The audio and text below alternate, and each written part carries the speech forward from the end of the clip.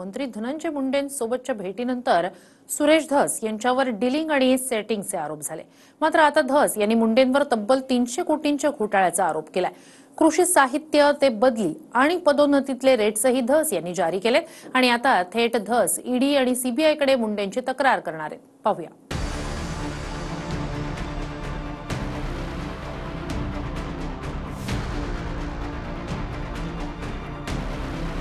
कृषी मंत्री असताना धनंजय मुंडेंनी तब्बल 300 कोटीचा घोटाळा केल्याचा आरोप भाजपचेच आमदार सुरेश धस यांनी केला आहे। नॅनो युरिया 21 कोटी 26 लाख, नॅनो युरिया 112 रुपये प्रति किलो 500 मिली पॅक होता, घेताना किती घेतलाय 220 रुपये, म्हणजे याच्यात 21 कोटी 26 लाखाचा भ्रष्टाचार।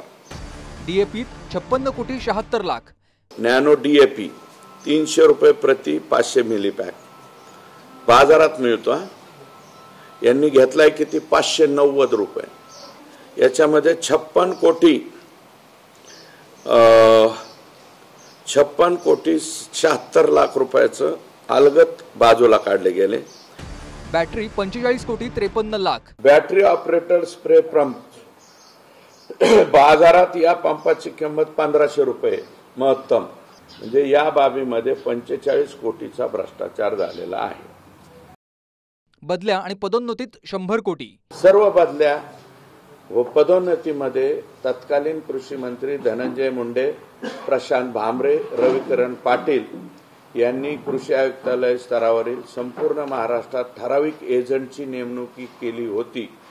या बदल्यांसाठी सुद्धा SIT चौकशी करावी, कारण हा किंवा ईडी कडे पाठवा 100 कोटीपेक्षा अधिकच्या रकमेचा हा भ्रष्टाचार या ठिकाणी आहे। कागदोपत्री पुरावा दाखवून एकूण 300 कोटींचा घोटाळा आणि भ्रष्टाचार धनंजय मुंडेंनी केल्याचा आरोप धसांचा आहे। तसंच आता पुढची लढाई ईडी आणि सीबीआय समोर होईल असा इशाराही धसांनी दिलाय। हा घोटाळा 180 कोटीचा इकडचा आणि इकडचा 100 कोटीचा आणि बॅगचा 25 कोटीचा, असा जवळजवळ 200 आणि हा 100 300 कोटी रुपयापर्यंत भ्रष्टाचार जातो। हा 300 कोटी जातो। मी PDF देतो ना, आत्ताशी डॉक्युमेंट मला मागून घ्यायला 2 आठवडे लागले, डॉक्युमेंट मागून। आता मी सांगितलं ना, CBI, ईडी, राज्याची ACB, त्याच्यानंतर मुख्यमंत्री महोदयांशी बोलेल मी, आणखी कोणती एजन्सी त्याच्याकडे मुख्यमंत्र्यांकडे तक्रार करेल। याच घोटाळ्यावरून संघाशीच संबंधित भारतीय किसान संघानं तक्रार करणारं पत्र दिलं होतं। ते पत्र मुंडेंचं राईट हँड वाल्मिक कराडनं अधिकाऱ्यांसमोरच टराटरा फाडल्याचा दावा धसांनी केलाय। हे कोणाचं पत्र आहे? भारतीय किसान संघाचं, म्हणजे भाजपाची मातृसंस्था असलेला RSS। बहुतेक मला वाटतं RSSचं मोदी साहेब सुद्धा डावलत नाही आणि आमचे मुख्यमंत्री त्यांची इन्व्हेस्टमेंट आहे। आणि हे पत्र मी जबाबदारीने सांगतो, अधिकाऱ्याने मला सांगितलंय माझं नाव घेऊ नका, अधिकाऱ्याच्या समोर माननीय आका वाल्मिक कराड यांनी हे पत्र टराटरा फाडलेलं आहे, फाडून फेकून दिलं हे पत्र। सरपंच संतोष देशमुख हत्या प्रकरणावरून वाल्मिक कराड आणि कृषी खात्यावरून जे आरोप झालेत त्यावरून आता तरी धनंजय मुंडेंनी राजीनामा द्यावा अशी मागणी धसांनी केली आहे। अजितदादांनी त्या सांगितलं ना, स्वतः मी सुद्धा राजीनामा दिलेला आहे, मी पाहिलेला आहे अजितदादांनी राजीनामा। तसं माझं म्हणणं काय आहे की धनंजय मुंडेंनी देऊन टाका ना, आता थोड्या दिवसापुरता राजीनामा द्या ना, आणि तुमचा संबंध जर संतोष देशमुखच्या खुनामध्ये नाही आला, हे जे भ्रष्टाचाराचं आहे याच्यात नाही आला, तर परत पुनर्स्थापित व्हा ना तुम्ही।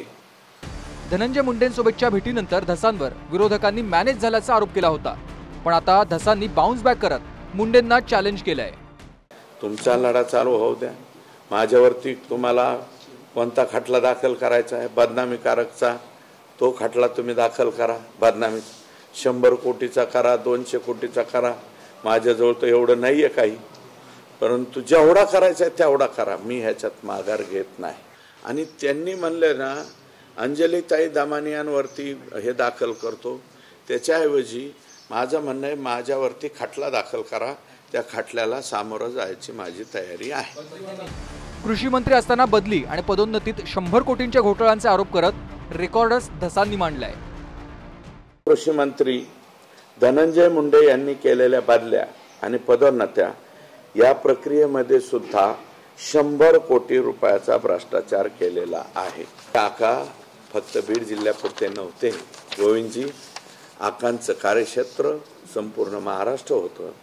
तेव्हा माझी विनंती आहे की माननीय धनंजय मुंडे साहेब, तुम्ही त्या माय माऊली कोण आहेत त्या दमानिया ताई, त्यांना दमानिया म्हणता, अजून काय काय म्हणता, अर्धवट डोकं, अर्धवट हे पूर्ण डोकं वापरून मी हे केलं।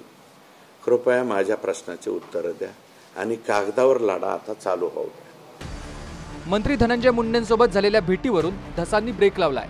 काहीतरी डील झाली याचा आरोप राऊतांनी केला होता, त्या टीकेलाही धसांनी राऊतांनाच डीलर म्हणून उत्तर दिलंय। डील झाल्याशिवाय सुरेश धस ज्या वेगानं पुढे गेले, ज्या वेगानं त्यांनी आका आणि आकाच्या आकावर हल्ले केले, ज्या पद्धतीनं त्यांनी काही कागद काही पुरावे पुढे आणले आणि अचानक ब्रेक लागला, मला एका प्रमुख माणसानं आधीच सांगितलं सुरेश धस माघार घेतील। त्यांची ती परंपरा आहे, एखादं मोठं डील ते पदरात पाडून घेतील आणि त्यानंतर ते शांत बसतील। तसंच झालेलं। आता मी कॅमेरासमोर बोलणं मला आता योग्य वाटत नाही, पण एक फार मोठं डील झालेलं आहे। ज्यांचं आयुष्य डील करण्यामध्ये गेलं, ज्यांचा पक्ष डील केल्यामुळं त्या पक्षाचीच वास्तुशांती झाली, वज वाटोळं झालं। 63, 53, 55 जागेच्या खाली बाळासाहेब ठाकरे साहेबापासून कधी जागा आल्या नाही। त्या 20 जागेवर ज्यांच्या डीलमुळं, जे स्वतः डीलरच आहेत, त्याच्यामुळं ते मला वाटतं जेलात सुद्धा जाऊन आले। त्यांनी सुरेश धस बद्दल डील हा शब्द वापरणं हे पटत नाही। मुंडेंची भेट घेतली तरी लढाई सुरूच राहणार असं धस म्हणाले होते। आता 300 कोटींच्या घोटाळ्यांचा आरोप करत धस मुंडेंच्या विरोधात ईडी आणि सीबीआय मध्ये जाणार आहेत। शीतल कुमार मोटेसह bureau report TV9 Marathi, Beed.